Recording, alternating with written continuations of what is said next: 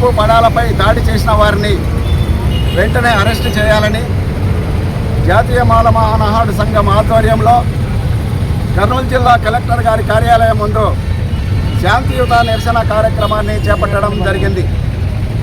ఈరోజు మీడియా ద్వారా జాతీయ మాల మహానాడు సంఘం తరపున మేము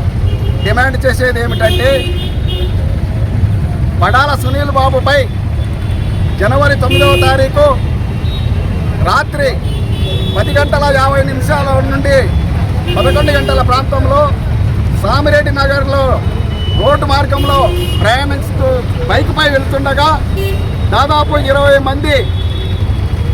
నాగరాజు యాదవ్, ఆయన తమ్ముడు మరి వారి అనుచరులు దారికి కాపు కాచి సునీల్ పడాలపై రాట్లు కర్రలతో దాడి చేసి కాలు చెయ్యి విరగొట్టినప్పటికీ, హత్యాయత్నం చేసినప్పటికీ ఈనాడు 3 టౌన్ పోలీసు వారు నిమ్మకు నీరెత్తినట్లుగా కేసును దర్యాప్తు చేస్తున్నామని, దళితులను చంపిన, దాడులు చేసిన, హత్యలు చేసిన, మానభంగాలు చేసిన దర్యాప్తుల పేరుతో దళితుల కేసులను నీరుగార్చే ప్రయత్నం చేస్తారా అని ఈనాడు మేము ప్రశ్నిస్తున్నాము. మొన్న 13వ తారీఖు పడాల సునీల్ బాబు ఆసుపత్రిలో చికిత్స పొందుతుండగా మేము అతని దగ్గరికి వెళ్ళి పరామర్శిస్తే ఆయన మాకు చెప్పింది ఏమిటంటే, నేను సోషల్ మీడియాలో నాగరాజు యాదవ్పై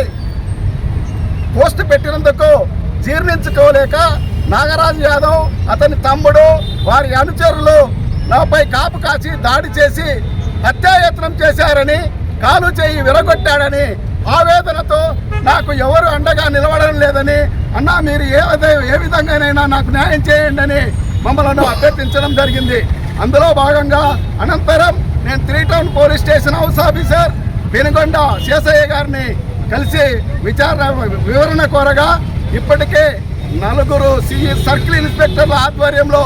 ఈ కేసును దర్యాప్తు చేస్తున్నామని, వెంటనే 4-5 రోజుల్లో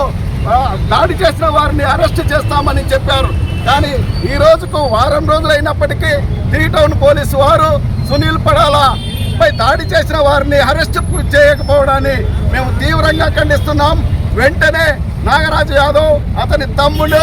మరియు వారి అనుచరులను అరెస్ట్ చేసి సునీల్ పడాలపై దాడి చేసిన వారిపై SC ST అత్యాచార నిరోధక చట్టం కింద కేసు నమోదు చేసి, హత్యాయత్నం కేసును నమోదు చేసి అరెస్ట్ చేయాలని జాతీయ మాల మహానాడు సంఘం తరపున ఈనాడు మేము మీడియా ద్వారా డిమాండ్ చేస్తున్నాం.